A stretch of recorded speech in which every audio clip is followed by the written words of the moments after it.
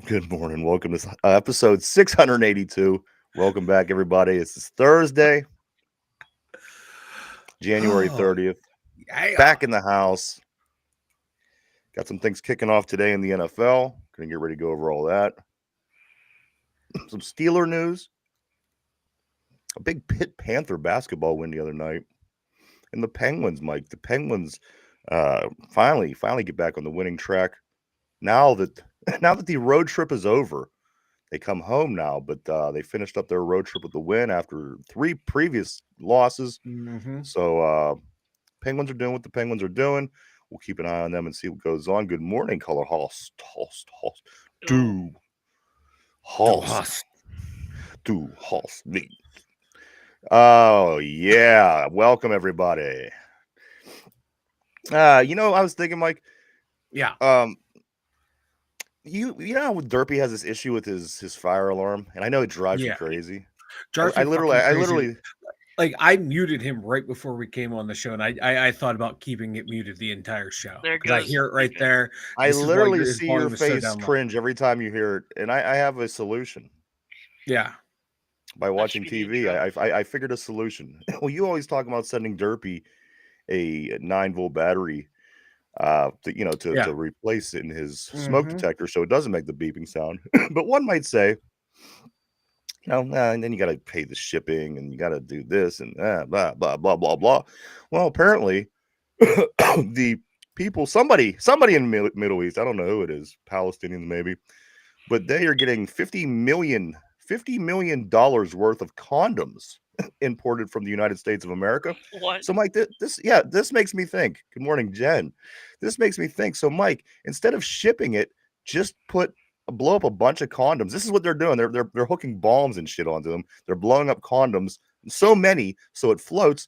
We could put a 9-volt battery, tie it to a bunch of blowed up condoms, and we could send it to Derpy that way. Huh? What do you think? I think it's a great idea. The only concern that I have is if Derpy's aunt sees all the condoms flying into the town, it's going to get confused for her usual shipment of 50 million condoms, and there might be some kind of confusion. But, Mike, um, That is I dumb. think I found a solution. There you go, Derpy. By way of condom, you should be getting batteries sometime soon. Color Says, why not just pull the battery out of it? LMAO. It's not gonna work either way, so just unplay. That's true, Derpy. I mean, if you're concerned about the house burning down, I don't think it's gonna matter now because the battery's dead. You might as well just pull it out. Like like you got to do something right now, Derpy, because I'm 100% dead serious. I'm about to mute your microphone for the rest of the show because I'm tired of hearing it. And they set a record, Mike, by buying these $50 million worth of condoms that now surpasses what Derpy's Aunt Peaches pays in condoms. So, Mike, so many things have happened with this. I learned a little bit about this, and as I said, we could certainly send Derpy. We'll send you a 9-volt battery by way of blown up condoms. They'll be coming your way. Pittsburgh Steelers guys. Mark Malone, good morning to you. Derpy likes using used condoms to ice his cinnamon rolls. I'm not saying there's not going to be anything in those blown up condoms. We might send him some.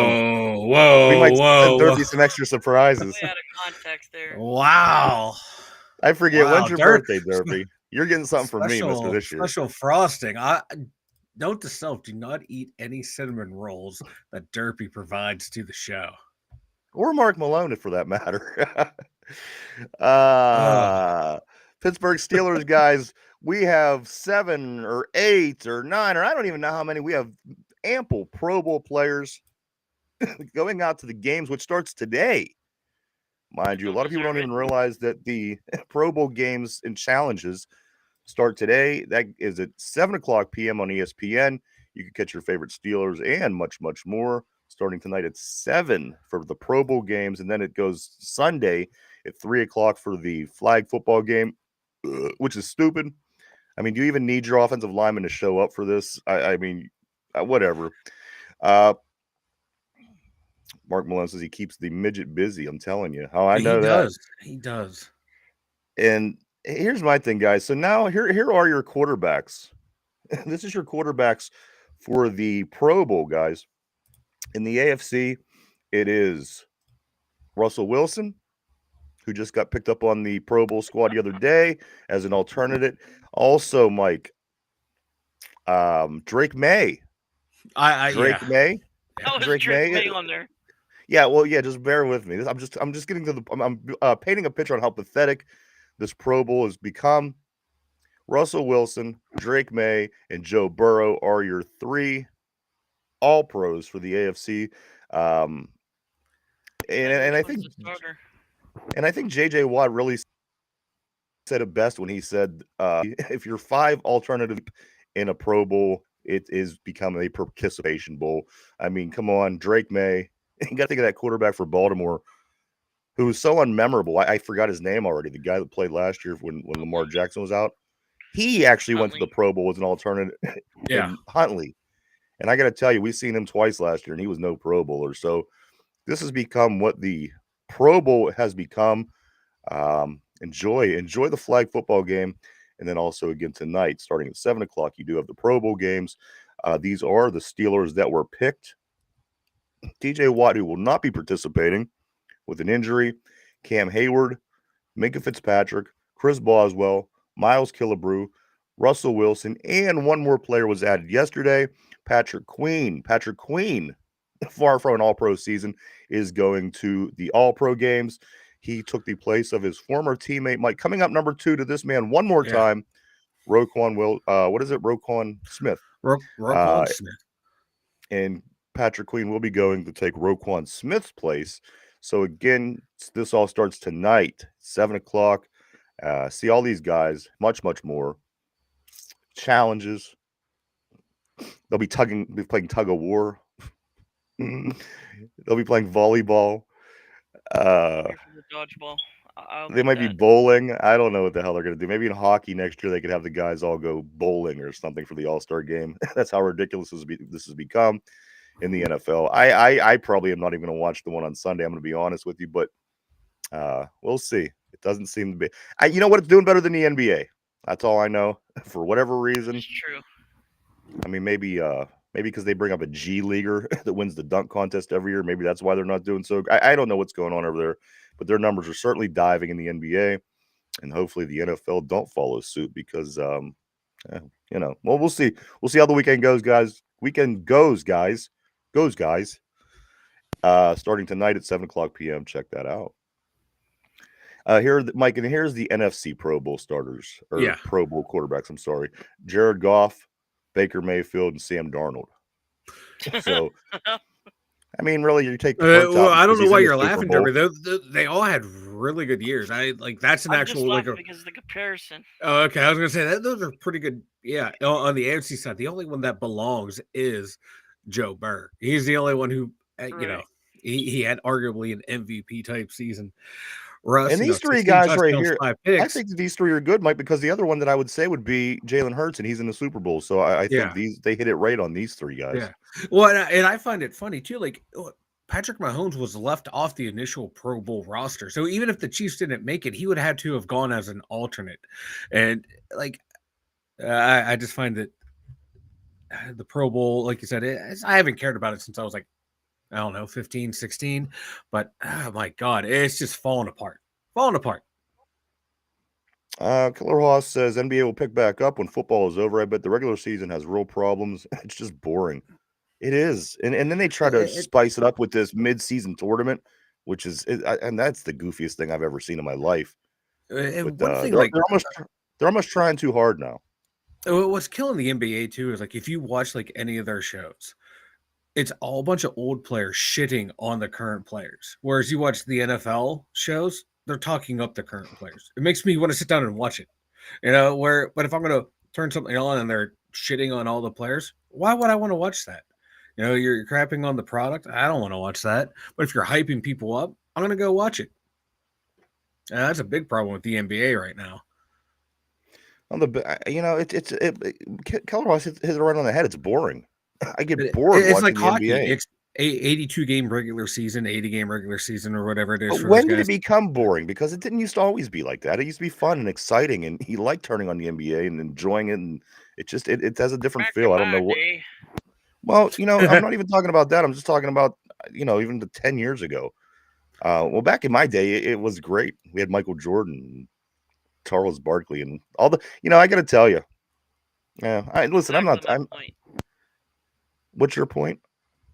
Exactly my point. Back in my day, when we had Michael Jordan, we had Patrick Ewing, we had all these Hall of Famers, and now we don't watch it because they're not there anymore.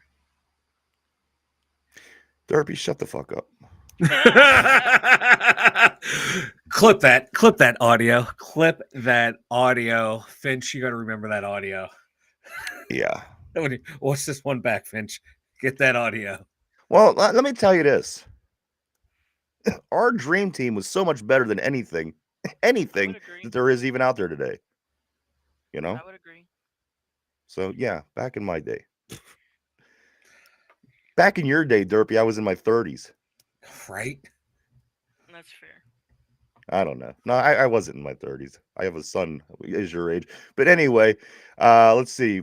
Brian, from over at One Man's Opinion, other than Charles Barkley, who shits on the That current is true. players? I don't know. I don't watch it enough to know. Shaq does big time. What's he say?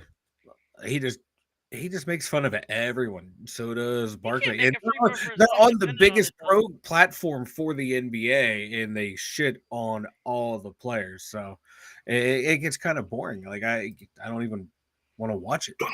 Yeah, I can't. They need to do something about the NBA. The hockey's boring too. NBA's boring. Baseball's boring. No wonder. Excuse me. No wonder football's king. I got to be honest with you. Everything else is boring. If you don't have a horse in the race, especially. Hey, good morning, everybody. Good morning, Phil Steele. What's up, brother? Jen, right. Jen, that's exactly right. Derpy's talking like Ryan is 80. I'm 29. Yeah. 29 plus what?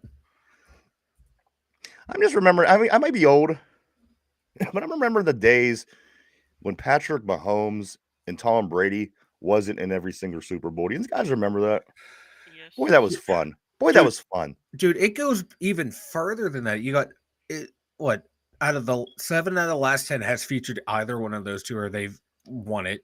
Then you extend it back further. There's either like a Peyton Manning or an Eli Manning in the Super Bowl. So it's been dominated by like 4 fucking guys for the longest time. It's how can two guys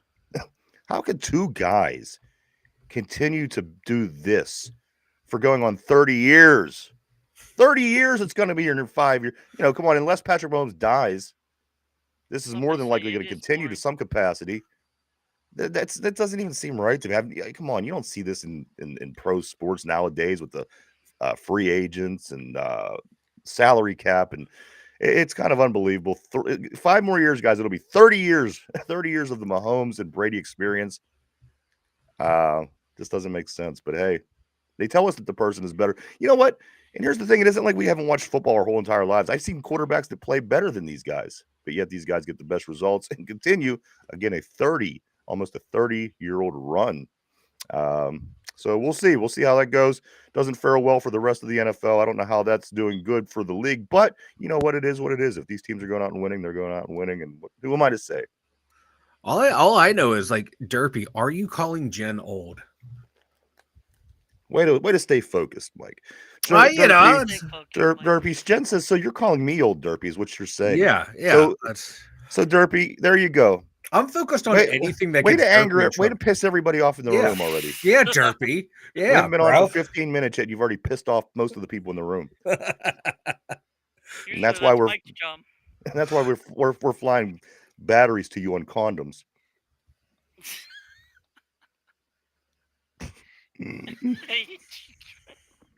Let's see. Eagles have 3 Super Bowl appearances since Tomlin's last playoff win. Tomlin only has 3 playoff wins since 2011.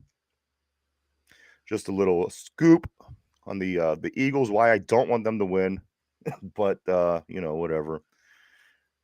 Also, guys, I want to get into this, but I don't know if I want to get into this. I want to go over some of these just statistics and numbers first.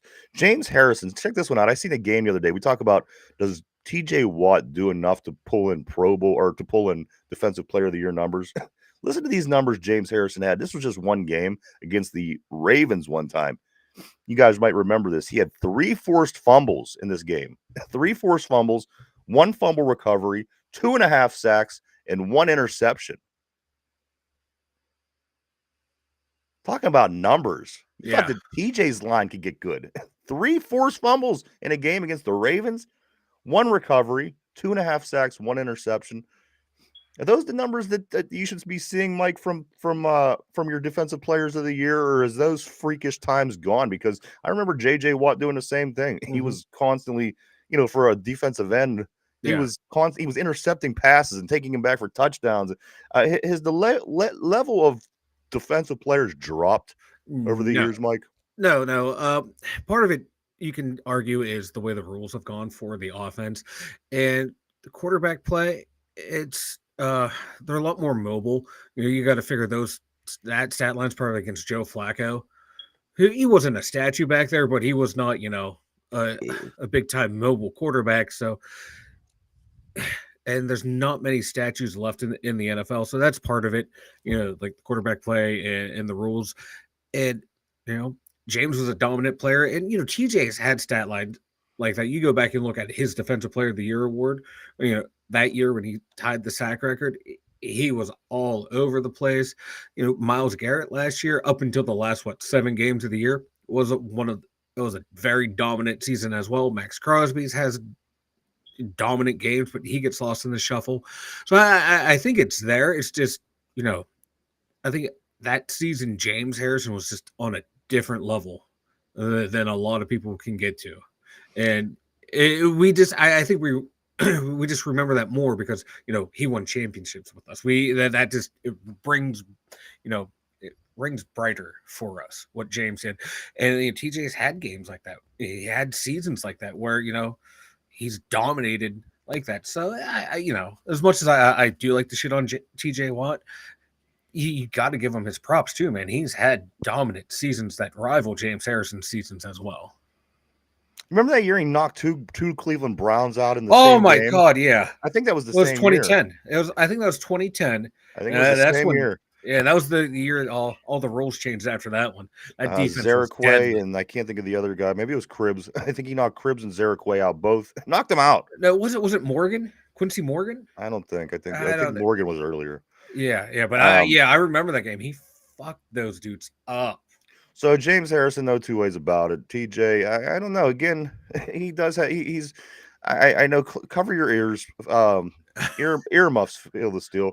But sometimes he does kind of feel like a one-trick pony. But you know what? Every once in a while, he'll have a game where he intercepts the ball off at the on the line of scrimmage, or he'll pick a ball up and take it in for a touchdown. So I mean, there's always potential. He gets the huge sack fumbles against the Giants this year. He didn't do a whole lot. Then the end of the game, sack fumble, and that boom. Next thing you know, that's the ball game right there. So the fact that we needed that to beat the Giants is another thing that scares me. Mike, let's jump back on the board. Neil O'Donnell, what's up, brother? Good morning to you. He says I think he's referring to Phil the Steel. Phil says it was also the defensive scheme blitzes. Yeah. I'm going to get more into that in just a couple minutes, Phil. I think you're going to it's going to be interesting. Mike, let's see. Jen says Mike's so right. NFL baby cute babies. Oh yeah, QBs Mike's nowadays. right, baby. Crybabies. Yeah, and I think that's going to continue. It's going to continue. It's going to turn. Listen, I'm telling you, and don't take this the wrong way. And please don't take it the wrong way, because I don't mean it the wrong way. But if they allow it, it will eventually turn into an NBA type situation where the players are kind of running the show. And again, you got to. I don't think it's such a great idea. Again, the NBA is not doing very well. It's turned more into a show than it is a game. I think that. Keep the cry. Let the good football players, but keep the crybabies out. If you could decipher the two, I don't know. Corey Beaver says it would be wild if TJ gets the Defensive Player of the Year in what would classify as a down year and got snubbed in the years where he clearly was the most dominant player. Mm-hmm. You know what? I just think that Trey Hendrickson might win it this year, Mike. It seems. He was the sack leader. Yeah. You know what I mean? He's never won anything. He was dominant this year. He was, one of the shining bright pieces in the Cincinnati defense. Mhm. Obviously, I if I was a betting man, I'd put my money on Hendrickson this year. Me too. That's where I'd go, because you're looking at, we talk about how the MVP award has more or less become who's the best quarterback award, than the offensive player of the year is everyone else on offense. It seems like now the defensive player of the year is who has the most sacks. Boom, you're going to get it, because no one cares about who has the most tackles. If you have the most interceptions, you got to have an ungodly amount and have a shit ton of touchdowns to go with them. So, yeah, I think it's going to be Trey. If he would have stayed healthy, probably would have been Aiden Hutchinson, because the way he was going on the sack pace, it's a sack award now, is what it is. It is a sack award. They should just rename it the Deacon Jones. Why don't they award. just make a whole different award? Right. Yeah. Then some of these other players could have a chance. Yeah, because like a middle linebacker that gets 130 tackles a season. That's not as good or better than somebody that got 17 sacks. Yeah, you look at hockey. They have awards for who has the most goals, who has the most points, and then the MVP. So it's broken down. Hockey's a little too much though. But those are all still three very prestigious awards, because that's highly recognizable stats. Well, hell yeah. Hockey expanded, and I think that's the problem. Speaking of hockey, we beat Utah last night. Utah don't even have a team name yet. Yeah, fuck yeah, we finally beat them. They beat us the last time we played. Vintage Sidney Crosby in overtime backhand goal. That was just filthy and nasty. For his 47th career overtime point, which is most in the NHL history. I just wanted to throw that out there. Not bad. But let's get back to football, guys. Ryan. Yeah. That was Josh Cribbs, and it was Mohamed Muskoy. Yeah. I believe that's who it was. Okay, yeah. For James Harris. Why are you telling me I was right? You're right. Oh. Let's see. I was just making sure. Color Ross said all the awards need looked at. MVP makes no sense either. You're right. Exactly. You're right. Again, Russell Wilson is replacing Josh Allen, guys, in the Pro Bowl games for his 10th. This is his 10th Pro Bowl this year, guys. So we got Players of the Year, we got Pro Bowls, all these kind of things happening right around now. Again, starting tonight at 7:00 p.m., you do have the Pro Bowl games on ESPN. And then again, the All-Pro flag football game on Sunday at 3. You don't want to miss that. Mike, let me get into. I got two things today. Yeah. That I want to dive into a little bit. First one being the Pittsburgh Steelers. They not only have the highest paid defense in the league by number, by dollar amount. Yes. Mike, the Steelers also have the lowest, bottom 32nd paid offense in the league. Yeah. Nobody pays their offense less money. And we're going to sit here and fight with each other and argue with each other and debate each other for months and months and months, because we think we know what the problem. If you're spending less money than everybody else in the league, that's a good start. Yeah. And Mike, they also spend the most defensively. They literally spent dollar-wise the most defensively and the least. Yeah. What is wrong with the? Listen, let me just ask you guys, anybody on the board as well. If you're in a situation, if you're throwing something together and you put a lot of money into your defense, let's say, and you put absolutely nothing into the lowest amount. They put per year $56,676,491. That is what they spend. The lowest, it's $30 million less than what the next team pays out, which is the New York Giants. The New York Giants is 31 out of 32. They pay out 84 million in some. We pay 56 million in some to our offense, guys. Is it no surprise we don't have our guy? Is it our surprise that we're shipping out our starting running back? Is it a surprise that we went all year without a wide receiver too? It all makes sense. We spend $30 million less than the Giants, who are the second to last team. That seems to be a bit of a problem, especially when your defense isn't doing its job. Yeah. And we're the number one paid defense. We are 7th in scoring defense at 20.8. The lowest paid offense in the league, and we're sitting 20th tied for 19th at 21.9 points a game. So those numbers right there are telling me our offense is outproducing what expectations of what we're paying for in the Which defense again, is it's all not living up garbage. to expectations. Expectations. They pay the least amount in the Yeah, world. I mean, who yeah, that's what I'm cares? saying. Like the least amount, you think we would be at the bottom of the league of I don't scoring know. We offense. basically are. We can't win a playoff Eh, game. Well, you might as and well be at the that's bottom of what the we league. get. Yeah, like we tied with our scoring offense, tied with the LA Rams and Dallas Cowboys, and they spent a And they shit ton of suck. money on those offenses. Mike So Dallas it's a pays Mike miracle. Dallas has the number one most money paid out in the offenses. Yeah. They Now, have granted, 195 million. That's yeah, the most spent on offense in the league. granted, they did not have Dak Prescott for most of the year, but I don't. still, That we doesn't matter. outpaid, we When you outscored pay them. Yeah. $200 million, come on. Mhm. Yeah.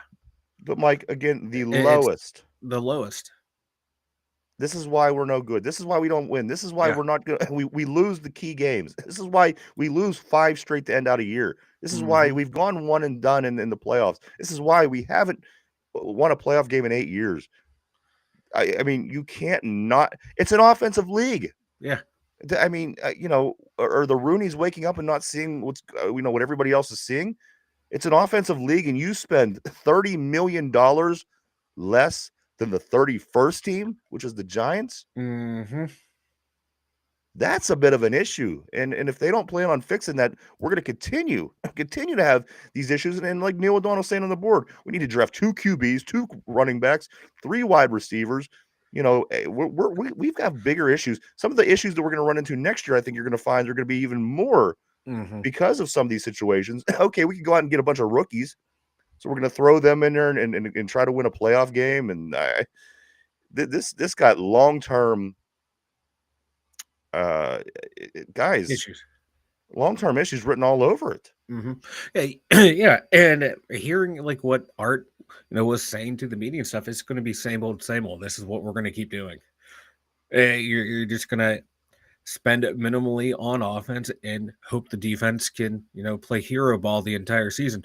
And you see what's happened the last couple of years. By, week 10, that defense is spent, and so all that money you're paying them, you're not getting the biggest bang for your buck because after 10 games, the team has peaked because the defense had to carry them that far, and they have nothing left in the tank come the end of the season. And you have to start allocating resources to the offense. But again, I'm looking at the salary cap going into next year. The 6th highest paid players on the team are all defensive players. Finally, you get down to number 7 and number 9. Listen, Mike, if you have your Fryermuth defense and was St. Malo. dominating, That's a different story. That's a different story. But again, our defense is we've given up more points in the first quarter than anybody all season long. This is the highest paid defense, and you're telling me and people are telling me that I'm over exaggerating this. It's a hyperbole. There's no way. These guys, Mike, when it comes down to it, in a 5-game losing streak against teams that you got to be able to play and stay with to get to that next level, our defense gets annihilated in the playoffs once again. Once again, go back and look at the last 8 games. Not only were they slow starts, we got blown out of every one of them. Every one of them. Mm-hmm. And people say, well, you know what? You don't always win. But you know what? We have a good organization, and so do the Yankees. And you know what? They don't expect the Yankees don't expect to go to one and done when they go to the playoffs every year. I don't think it's out of the question when you have a good franchise to be upset because your team goes one and done, even if they make the playoffs. Yeah. And when they do, it's not, and they don't even just go one and done, they get killed. Mike, something again, you can't have the lowest amount paid out to your offense in an offensive league is what it's become back in the 70s, 80s, 90s, even the 2000s. You got away with it with the defenses. Yeah. You got away with it through the Buccaneer defenses of 02 and 03 and the Ravens of 2000 and all these teams and the Bears in 85 and the Steelers. You just, you look who's winning. Look, who do we mention in the 3 decades of Super Bowls? Tom Brady and Patrick Mahomes. That says nothing about defense. And don't get me wrong, Kansas City got a good defense, but yeah, they got a top 10 25 defense. years, and I'm going to tell you this: it's not all about defense. It's about those 2 quarterbacks that I mentioned about winning Super Bowls. But if it was about defense, Mike, we'd be in a lot better shape than we're in. And on top of that, our defensive players that we do pay a lot of money. I read the numbers off the other day. This is not only Minkah Fitzpatrick's worst year since he's been in Pittsburgh, by far. Numbers, Mike. At one point, his verse quarterback rating was like 122. It was high. Yeah. Most of the times it stayed 50 through 80s, which is Mm-hmm. medium. Mike is down to 19.5. 19 is what his rating is versus quarterbacks in this last season. Mike, it's bad. And again, if these players that you're paying this mad money out to, especially the big three, are doing what they're supposed to do, I think you're in okay shape. Yeah. But yeah, like real quick, I'm like going back to, looking at Kansas City's roster. Their money is spread out more or less. You have offense, then defense, offense, defense. The money is spread out amongst both units. And look at, they have one of the best defenses in the league, top 4 scoring defense, and then like a top 10 scoring offense. Just outside of the top 10 scoring offense. That's how you do it. You have to have balance in this league. You can't just rely on one or the other. You need balance, and Pittsburgh still has not gotten the memo on that. That's what they need to do. But that's, an organizational philosophy coming from the owner down is, we're going to run the ball and play good defense. Like you said, this is not the 70s and 80s or early 90s anymore. You got to be able to move the ball and up you go and down the field, and you can still have star players. You can still have a TJ Watt. You the fact that you went out on that football field and you didn't give your team enough players. Yeah, a wide receiver too. You waited till the trade deadline. You got the bare minimal guy, and then you didn't even use him. And you wonder why come on, they're all over the place. There seems to be a lot of issues right now. Derpy is messaging me. He says he has to dip. Right, yeah, Derp. Go ahead, Derpy. You're fine, man. We actually are not going to do the picks today because the Super Bowl doesn't fall till the following weekend. So you have a good day, brother. Take care, Derp. Let me catch up on some of these messages. I'm going to start right about here. Neil O'Donnell says, hopefully someone signs Russ a massive contract and we get a good comp pick for him. Look for I'm buying into the rumors. Look into LA or Las Vegas. Las Vegas, thank you. I almost said LA, yeah. Everyone's saying Las Vegas right now. They're saying Pete Carroll, Russell Wilson, and maybe even sprinkled in with some Najee Harris. We will see on that. Neil O'Donnell says, I can't believe people are now advocating to throw high draft picks at the D. You ain't kidding. God. The only part of the D I would throw high draft picks as, if you can find a monster on the D line, that would be it. But I think you can get one of those guys in the second round. Color Haas says the O-line is possibly the most important thing in the NFL right now. It's certainly up there. I ain't going to disagree with that one bit. Look at the Eagles, which was going to be what I was going to say next. Color Haas beat me to the punch. He said, look at the Eagles. Neil O'Donnell says we score in garbage time, but that's about it. Neil O'Donnell also says you have to score 30 if you want to win today. The rules dictate it, unless you're the Chiefs, who didn't score over 30 until just last week. But they're a freak thing, and Tom Brady and Patrick Mahomes are just in a league of their own, apparently. Phil still says draft running backs.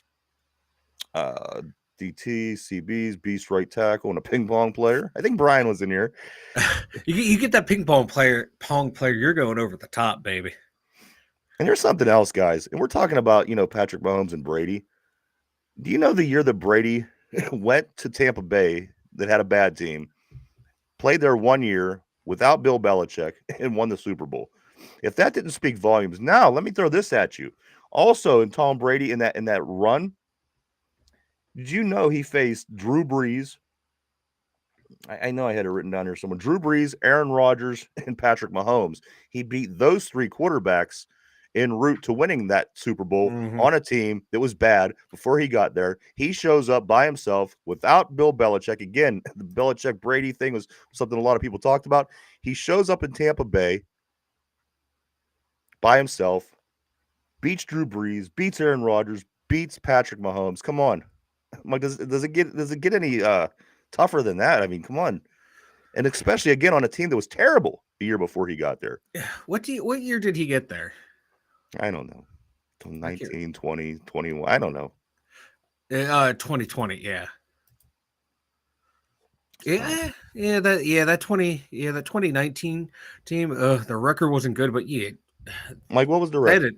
did. They 1, 2, 3, 4, 5, 6, 7. They won 7 and 10. 7-10. Yeah, 7 and 10 that year. Yeah, Hmm. that was with And what did they go the following year? What did they go the year after he left?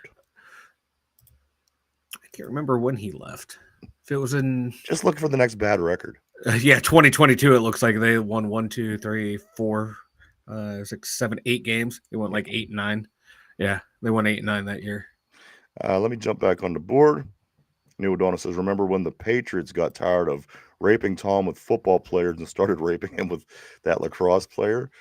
Corey Beaver says, we're 2 more one-and-done playoff games away from being the Pirates fans, in my opinion. I'm starting to hate watching this team because I know we aren't going to consistently be threatening. Phil the Steel says, Neil, a lacrosse player. What the F? Yeah. Let's see. What else do we got here, guys? Neil O'Donnell says, yeah, you don't remember that. He was a tight end, not Edelman. Phil still says, Derp. So the Steelers, the Cowboys now, Mike, are we, is this what the Steelers are going to be known as? Again, of course, like the Yankees, though, they go periods of time and nobody questions it because they're the Yankees. I think the Steelers have that. But at the end of the day, you got to win something. I mean, that's what you're in the business for. Yeah, so like what the last division title was, 3-4 years ago. We got to get back to that. Get back to like that too as well. It wasn't that the year we started 11-0 and lost like most. I don't want to talk about it. I'm just saying we just wanted the division. We don't need to relive that season, please. Please, God. I can only handle even so when much we were right good. now. We weren't that good. I can't understand. I can't handle too much today. Wild Herb Ways, welcome and good afternoon to you. Steelers are a QB away from Super Bowl and they have 2025 Pro Bowl QB Russell Wilson. Pay him $35 million. Winning. Neil says Derp got those got to ice those cinnamon rolls. Maybe. He does. Yeah, he does. Disregard the Derps. Jen says Nick Fireball says that the Steelers are looking at a D line and a wide receiver at the Senior Bowl. Yeah, I've been following his reports too because he's one of the few local reporters that's down there. And yeah, a lot of D linemen we're taking a look at. Every drill, all the coaches are watching D linemen. And then when it comes down to the wide receiver offense drills, they are glued to those guys. So there's some good shit going down there on the D line. You do need to bring the age of the defensive line down. No two ways about it. But what do you do? Do you go against everything that we just said for the past 25 minutes of the show and still go out and get a defensive guy with your number 1 pick with what you don't have on offense? I understand you have to bring the age down, but Mike, shouldn't they be focusing something? I mean, yes, the wide receiver position, as you mentioned, but the defensive line is getting a lot of attention, in my opinion, which is a need. Yeah. But Mike, everything we just talked about for the past half hour, that contradicts everything that we said and says that they're going to continue to do the same thing regardless of them, finishing the way they finished for the past 10 years. Yeah, but you go back and watch that debacle of a playoff game. Not only were we missing, which one? Offense, Mike, they were all the most recent one. This most recent one. How about the 28-0 first quarter down to the Cleveland Browns? I mean, they're okay. I'm sorry.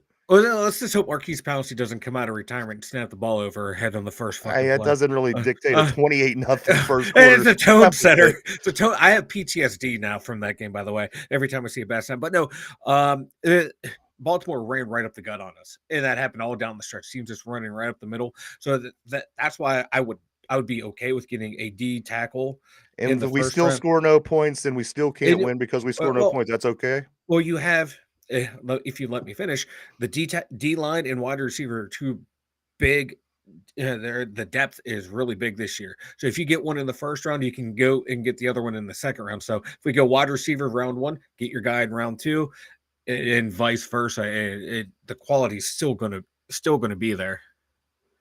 I don't know if that answered the question, but I take your point. Do want to say good morning or good afternoon to Yinzer Joe. What's up, brother? Hello, Joe. Keller Haas says, I've come to realize why you call him Derpy. If you can explain to me, I don't know why we call him Derpy. If you give me the answer, I'll be more than happy to take it. Let's see. Neil O'Donnell says, Keller Haas, this is a man that has a smoke alarm beeping at him for a couple years without doing anything about it. Who does that? Keller Haas says, legit don't understand. I wouldn't last 6 minutes. Maybe we're insane. I don't know. I mean, yeah, how do you not change that? Either Joe says, you guys see the Florida DT, Des Watson, 6'5", 449 pounds. Whew. But to get him off the field on second down when the teams we run in the dime defense, can we get like the bullpen cart out there? No, yeah, wheel him back and drive him in and drive him out. How close Casey Hampton was to getting 12-man penalties. Can you imagine somebody 500 pounds trying to get off the field? Hey, but to quote Casey Hampton, coach, if I got to run 40 yards in the game, we're screwed. So, this guy can be the same way. Just have him in there and just kill everything. Super Bowl Sunday Fan Fest at Acrisure Stadium is getting full to capacity. If you want to get down on Super Bowl Sunday at Acrisure Stadium, fans will have access to the UPMC club level and the FedEx Great Hall. There will be players such as Santonio Holmes and others down there to meet, greet, and sign autographs. But it is getting filled to capacity, so get your tickets, whatever it is. I think you got to get a ticket. But the Super Bowl Sunday Fan Fest at Acrisure Stadium, Mike, it's starting to get close to being filled to capacity. If you want to get down to the stadium, apparently they do this in 31 other stadiums, 30 other stadiums while the two teams are playing in the Super Bowl. I haven't been down to this. I think it might be a fun time. If you go down, have fun.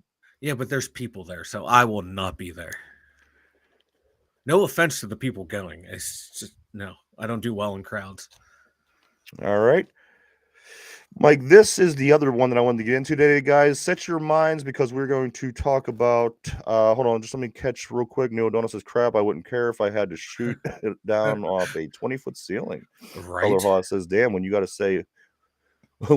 say San Antonio Holmes and others. Well, Color Haas, that's interesting, because I did want to say, as I was writing it down, that's the only name they gave you. They only gave you Santonio Holmes. I don't know who else, but it did say there will be other Steelers.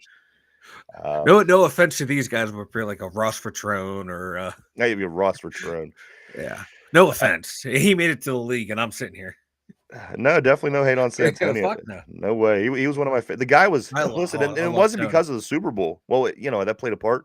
That guy was a playmaker week in, week out. Yep. You got the ball in his hands. There was always a chance he was going to make a big play. That's what we're missing. That's what we're missing big time. Guys, let's get to this other conversation that was had by, I believe, let me see. And it was on a podcast. And this was Julian Edelman talking about the Pittsburgh Steelers. Very interesting. And I want to see what you guys got to say on the board about this. I mean, we always constantly try to figure out what's wrong with the Steelers. What can we do to get better? This is what Julian Edelman, if you guys remember, the receiver for the New England Patriots, who beat us pretty regularly. Here's what he says. About the Steelers, Edelman says this: you knew exactly what they were doing, and they still do what they did. They still do the same goddamn shit as when I was playing Mike Tomlin's defense. I'm like, we still have linebackers covering the 3 slot every time we play the Steelers. I have at least 9 catches every time. You would think they would change it, but no, they do what they do. Organizational philosophy, baby. Organizational philosophy. It hasn't changed. It hasn't changed. We're going to run our base 3-4 defense, and then we're going to move one of our inside backers to go cover a wide receiver. If I'm watching the game against New England and I see what they're doing, play after play, after play after play, after play after play, after year, after decade after decade, and they refuse to change what they're doing, and they continue to put a linebacker on Julian Edelman and guys like that. This is what's, guys, this is what I say when I say, people think I'm crazy when I say we have a plethora of issues. They say, this dude, he's just talking shit. He's just finding stuff to talk about on his show. Come on. This is Julian Edelman telling you exactly that everybody knows what we're doing constantly. And this isn't the first time you heard this. No. During this 5-game stretch, how many times have you heard professionals and analysts come out and say, this Steeler team offensively and defensively is as predictable as I've seen? There's a lot of issues right now with the Steelers. Again, I mean, we're not down and out. We're not one of the worst teams. But guys, something like this is telling to hear from a guy that came in and did it to you over and over and over, and a team that did it to you for 2 decades. It's not Mike. It wasn't a game. It wasn't a brain fart. It continues to happen until this day. Yeah, and it spanned 3 defensive coordinators? Dick LeBeau. But Mike, 1, 2, 3, 7, 1924. Why does it get fixed?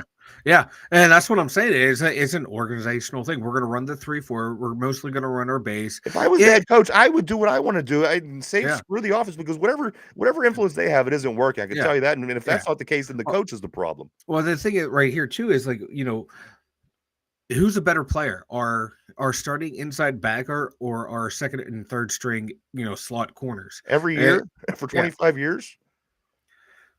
I'm just saying, I'm not arguing against you. I'm going by what, how they would be thinking. They being the Steelers, okay, our inside backers, our 2 starting inside linebackers, we don't want to take them off the field. So we should be able to play zone and have a safety come down and help or some shit like that. That's probably what they're thinking, because these people are starting inside backers.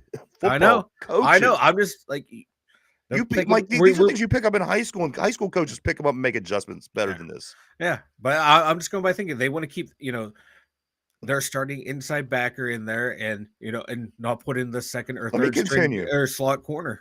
I don't agree with it, but one of the biggest criticisms of the Pittsburgh Steelers, and particularly head coach Mike Tomlin, is their unwillingness to change and adapt in an ever-changing NFL. Tomlin half-heartedly defends his philosophy in press conferences after this team, especially his very expensive defense, gets shown up by offenses smart enough to understand nothing will change in Pittsburgh.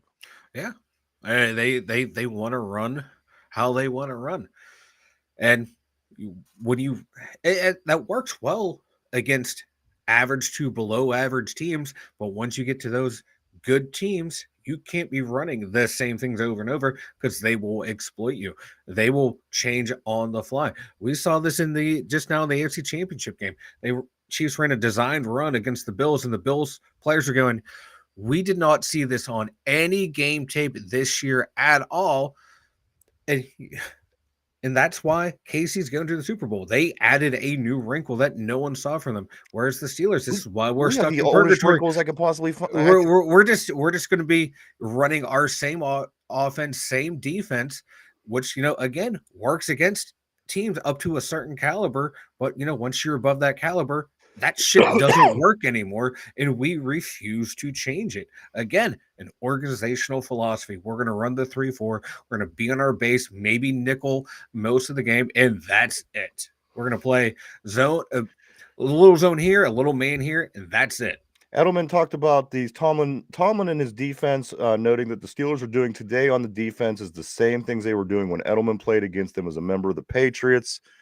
So again, guys, I'm just pointing out some of the plethora that I do talk about, because people, again, they think that I'm exaggerating. And people say I'm a bad Steeler fan. I've actually had a debate with somebody who said I was a bad Steeler fan because I looked at some of the negative things, some of the things that are causing the Steelers to not be good. And for some reason, that makes me not a fan, apparently. That's how you get better. Yeah. You see what's working well, and you expand on that. And you do it for 30 years until you get better. Yeah, and then you should be working on that shit. But like I said, some smart people in it's gone from Dick LeBeau, Keith Butler to Tara Austin. It's like they want to keep running that same. They want to keep running that same. There's not geniuses running up and down the sideline. I can tell you that. It's like, let me jump back in here and get some of these comments. I'm gonna go right here. Right here, I think this is where we left off. Neil O'Donnell says they've all been laughing their balls off at Tomlin the whole time. Wide open down the middle of the field, Color Haas says, is what I say at least twice a game. I think Ron, I think is Ron on there somewhere. I think Ron's going to cut. He heard middle of the field wide open. My man's going to pop up. But come on, it is definitely something that's just duly noted. And that's been going on for 30 fucking plus years. But we won in the past. I don't understand why we are the worst defense. Let me continue.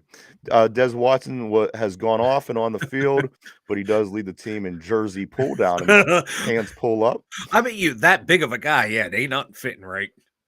That's Ginger Joe. Keller Haas says, like, well, we play the Chiefs. Travis is wide open in the middle. Absolutely. Absolutely. We used to be able to stop this for periods of time. Right now, we won Super Bowls. We obviously were able to stop this. And for whatever reason, we're not making the adjustments. We like to lose, apparently. Corey Beaver said he isn't wrong, but his quarterback and coach were perennial cheaters, so I don't want to hear it. Probably knew that they were doing because they store signals, or was we just that obvious? Because I gotta say, remember, guys, a lot of times we played the Patriots, they just came in and just made it look so easy. We can have the best defense in the league. Yeah. We had, the reigning defensive player in the league with Harrison. It didn't matter. They came in, they walked up and down the field like we weren't even there. Of course, they did that to a lot of teams too. And the NFL did destroy those tapes. I want to know what was on those tapes. I mean, you do it to a lot of NFL, but that's fine. But we're supposed to be a good team. It happened to us, so we're not doing something. Ben blew off the coaches. Somebody listen. If you have that guy, I'm okay with it. If we have that guy and he's blowing off the coaches, I'm okay because he's getting it done. He steps on the field and he wins. That's what matters. Yeah, if Patrick Mahomes goes on the field and blows off a call, I'm okay with that. If Tom Brady goes on the field, blows off a call, these guys get it done. His playoff record towards the end of his career didn't show that, though, that he was getting it done. Ben's. Well, he won a couple of Super Bowls, so I give him the. I'm going to give him the pass. Mike Kellerhaus said, "Yeah, I remember the guy Neil. Don't remember his name, but you had like zero football experience." Oh, it was a skinny white guy. I know who you're talking about. Yeah. Okay, he's talking about the lacrosse player. Yeah, I can't remember his name. Yeah, Hogan. Last name Hogan. First name not Hulk. John says, I do want to say, hey, John. I don't know if I said hey yet. The midget business is more profitable than the Steeler podcast right now. Interesting. I guess so. That's why Derpy had to go. And Neil O'Donnell says, I was amazed at the time. Kellerhorst. Yeah. So, there you have it, guys. Some telling information. Again, if this comes from a Julian Edelman, you got to take into consideration what he's saying. And I got to be honest with you. I can't say that I don't see that. Yeah. Again, you watch Pittsburgh Steelers and Patriot games. It was just like they knew what you were going to do next. Maybe that's why everybody said they were cheating. I don't know what the hell happened with them. But again, 20 years of winning something. They did something right. Corey Beavers, the Pats created enough doubt for me to question their dynasty. As far as I'm concerned, they cheated it for every title, and the refs were on their payroll. And that was another thing that Edelman was asked about, the refs cheating. And he said, and I think the word verbatim was baloney. He says, that's baloney. He says, if you think that we're getting helped by the refs in the league, which of course he would say because he was on the team. But again, at the end of the day, if he's an old retired player just sitting around talking about the old days, you know what, maybe, nobody helped us. I don't know. Who knows? It seemed awfully fishy. 20 straight years of a dynasty. Come on. Where do you see that anymore in the free agency world? Yeah. The tuck roll that came out of nowhere. That was a fumble. Yeah. You know what? I remember where I was at when I watched that. It was in the snow. It was against the Raiders. I remember exactly this very seat I was sitting when I watched that game with the tuck roll. And the Steelers they also played that week, and they won. They went on the following week to lose. Let's see, Mike Tomlin, his daughter, Harley Tomlin, she goes 9.850 on the beam in her college debut. She's a freshman Georgia gym dog. That's right. Nice. Mike Tomlin's daughter. Congratulations to her. I don't know if that's good. It sounds good, right? It's out of 10. Yeah, I think is it out of 10? I don't know. It's out of 10. It's out of 10. Yeah, it's out of 10. That sounds right to me. But congratulations and good luck to Harley as she continues at Georgia as a gymnast. What else we got? Yeah. Mike. Yeah. Board.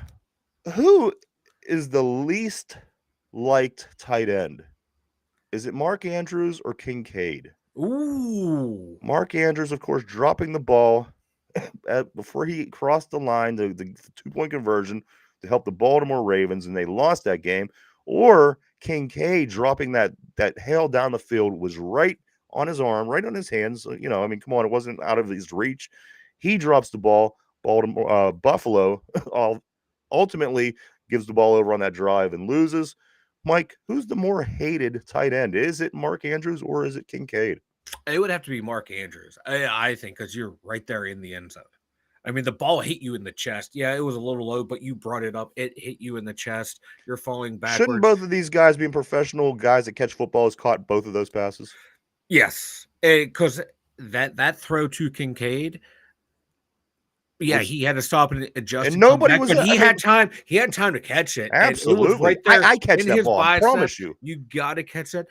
That is a classic moment or a classic example of the moment in the lights in the stage being too bright and too big for those two guys. I don't want to say they choked, but they kind of choked. It was right there. Both quarterbacks gave you a chance to make a play on the ball. And as a receiver, that's all you ask for at that level. And in that situation, and they choked. Those two choked. Both quarterbacks put you the ball, the chance to catch it. Mike, Yeah, both were of they those hard catches? quarterbacks- Yes, but you got to catch them. Both of those quarterbacks in the running for MVP, and both Yeah. of them not advancing, not because of their throw, but because the guy they threw it to just couldn't hold on to the ball. Yeah. It's a shame. Yep. Over to, let me jump over here, Mike. Again, the Pittsburgh Penguins, they beat the Utah hockey team last night in overtime. Again, Crosby with his 47th career overtime point, most in the NHL ever. Evgeny Malkin still out with his lower body injury. They are back home finally against the Predators Saturday at 7 o'clock after that long road trip. Finally back home to play Nashville. That game is Saturday at 7. The Pitt Panthers with a big win over the North Carolina Tar Heels the other night. They win 73-65. Mike, the Pitt Panthers are the only team to have 4 wins over North Carolina since 21-22. Nobody has as many wins as the Pitt Panthers do against the ACC rival North Carolina Tar Heels. That's nuts, man. Well done, Pitt. Absolutely. And also some more good Pitt basketball news. Former Pitt star Bub Carrington, who plays in Washington in the NBA, he is heading to the All-Star Weekend, Mike, in the Rising Stars event. So good luck to Bub. And he's doing amazing. I get a lot. Like I said, I don't watch much NBA, but I do hear a lot of good stuff about Mr. Carrington over in Washington. So hopefully he keeps it up over there and continues to do well in the NBA. Oh boy. Oh boy. Let me catch a couple more of these messages, Mike. Then we'll get into the website, get into some trivia. Yinzers Joe said our defensive scheme is old. Coaches and quarterbacks know how to beat it. They see it at the line, and the QB's audible to something to kill them. Corey Beaver says the tuck rule has been only called twice that I remember. Both teams was for Brady. Interesting. Phil the Steel says 89 effed it up more for Wax and Jackson. Yep. And Yinzers Joe says I think Kelsey is the most hated, and he's winning. He's the one that's actually catching the ball. Right? And Swifty, what is that one? Listen, off the topic real quick, what is that one piece thing that Taylor Swift wears? You ever see her performing at a concert and she wears like this bathing suit that looks like something a 5-year-old girl would wear? Yeah. What is that? That is that literally makes her a 4 in my opinion. I mean, I listen, I don't think Taylor Swift is great looking. I think she kind of looks like a dude in a way, like Napoleon Dynamite a little bit. So you think she would try to sexy up a little bit? Mike, what is that? What is that she wears? I have no idea, but it's working for her. She's a flipping billionaire, so that's because everybody that's spending money on her wears the same one-piece bathing suit when they go swimming in the kiddie pool. Think about it. She's listen, I'm not talking about her money. I'm talking about how stupid she looks. She looks stupid. And her bank account does not look. Mike, listen, I'm not talking about her bank account. I'm talking about her singlet. I want to talk about her singlet for a minute. Hey, she's wearing what her audience wears. She's identifying with her audience. She's connecting with them, and it's working. So, I agree. Opinion. But you know what? It's weird looking. But I'm not her target demographic. Yeah. Well, anyway, I'll talk amongst myself since I can't have a conversation. Oh, what? I'm just saying. Why? Because you continue to tell me how much money she made, and I didn't care. Listen, anybody. Do you think that one piece fucking costume she wears looks ridiculous? That's all I'm asking. It does look ridiculous, but again, I'm not her target audience. She's a sex symbol. You know what I mean? Isn't that odd? That I don't know. I think it's odd. She's a sex symbol. She's a sex symbol. She's a pop star. Anyway, Mike, she's a 4 in my opinion, so I don't know how much of a sex symbol that is. I think if she went with something, yes, Neil O'Donnell, it's a very weird outfit. And It's weird. if she were anything different than that, she would be over a 4 for me. Again, I don't think she's that great looking of a woman. She's attractive, but again, come on. Maybe lose the one piece. Just my opinion, Mike. Why don't you go and tell everybody about the website? The2dumyinzers.com. Check it out, everyone. We got the merch store over there. We got links to all of our social medias and the blog. The blog will be returning after the Super Bowl. So check it out, the2dumyinzers.com. Yeah, go check it out, everybody. www.the2dumyinzers.com. That's www.the2dumyinzers.com. A lot of cool stuff. Check it out. Let's get into trivia. Trivia time. Man, this weather here, it's going up and down, up and down. Today it's a little bit warmer. My nose is going with it. One day it's running, next day it's not running. What a disaster. Mike, only 38 more days till the 7 o'clock sunset, though. That's one thing that I am looking forward. I hate the 4 o'clock getting dark around here. It's garbage. So 38 more days till we get some sun. Here we go, guys. This is a trivia question, as they all will be leading up to the Super Bowl. Some may be involving the Steelers, some not. Here we go, guys. Mike, put on your thinking caps. Everybody on the board, everybody at home, here we go. Who is the only rookie QB to take a snap in a Super Bowl? Who is the only rookie QB to take a snap in the Super Bowl? Take a minute to think that over, guys. We're live 5 days a week right here, Monday through Friday, 11 a.m. to 12 p.m. Eastern Standard Time, every day right here on YouTube. All right, guys, the question of the day. Who is the only rookie quarterback to take a snap in a Super Bowl? On the board, come up with anything. Mike, what are you thinking? Talk out your thought process, would you? I know the player. Okay. I know, so I don't have to talk up the thought process. Sorry there. Can I give the answer? No, I'd like to talk about it first if you Okay. Well, Yinzers Joe said, Mike, you were balder today. It's awfully shiny. Do you It is buff shiny. that thing? I did. I put some. It was like kind of ashy this morning going to work, and I put some lotion on. You are shiny. I am shiny. You know what? I can imagine that some people have seen this because I've just saw this a couple days ago on social media, and I saw it plenty of times. Maybe let's a couple people answer here on the board, Mike. Before you do, Phil is still saying some Dan Marino. Close. I'll give you a hint. This quarterback came in, this rookie quarterback, and converted. You know what? I think wasn't it Dan Marino's second year? Mike, do look into that for me. I believe it was Dan Marino's second year where he went to the Super Bowl, if I'm not mistaken. You know what? Check that out for me. Yeah. But this rookie quarterback converted a run on a 4th and 1. This rookie, I'm looking for the only rookie quarterback to take a snap in the Super Bowl, and this rookie quarterback converted on a run of 4th and 1. Neil, I am looking into that for you, brother. I'm 99.9% certain it's not just because this particular graphic that I found had it worded this way, but Mike is looking into that for you right now. I believe it was his second year.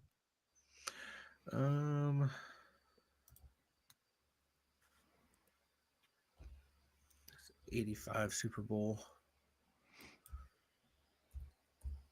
Yeah, didn't he get drafted in 83? I think so. That class.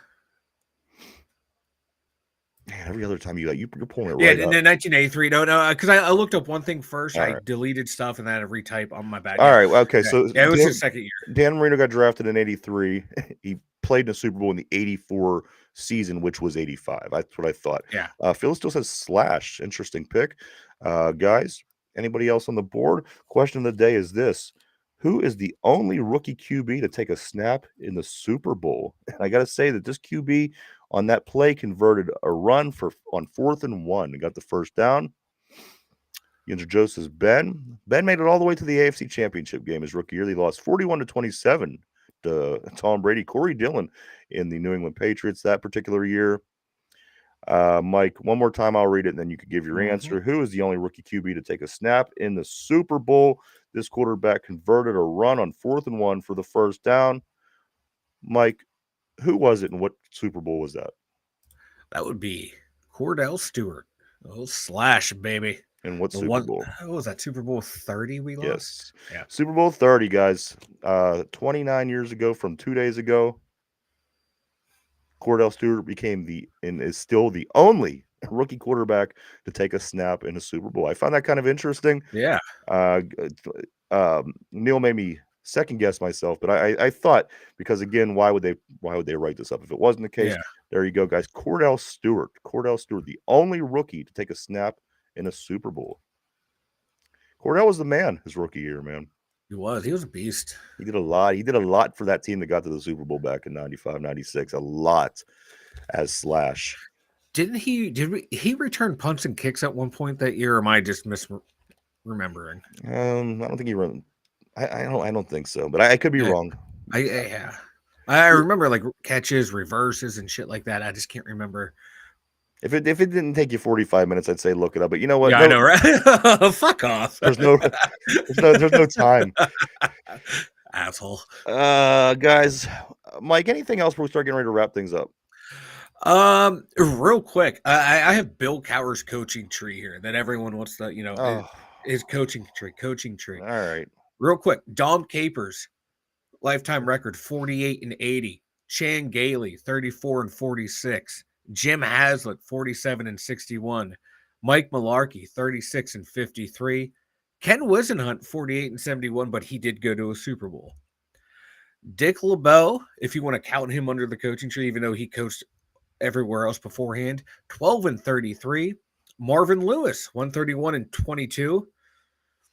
Not bad, but he was very disappointing. And then Bruce Arians, if you want to count him under the Cowher tree, it's kind of weird because he coached under Cowher, Butch Davis, Jim Moore, Chuck Pagano, Marty Schottenheimer.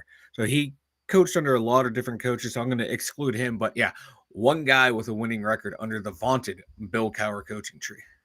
There you go. Mike's always That's my finding fun ways fact. to shit on Steeler fans. So No, off the air. I'm not shitting on Steeler fans. I'm just saying there's been a lot of talk about coaching trees recently, and I was just pointing out. I thought that kind of came and went, but good job doing the research, pulling up that the facts, Mike. Also, Neil O'Donnell says, well, you think I'd remember that? I think I would have remembered when that rookie got to step in. Well, you didn't remember not to throw to a defensive back.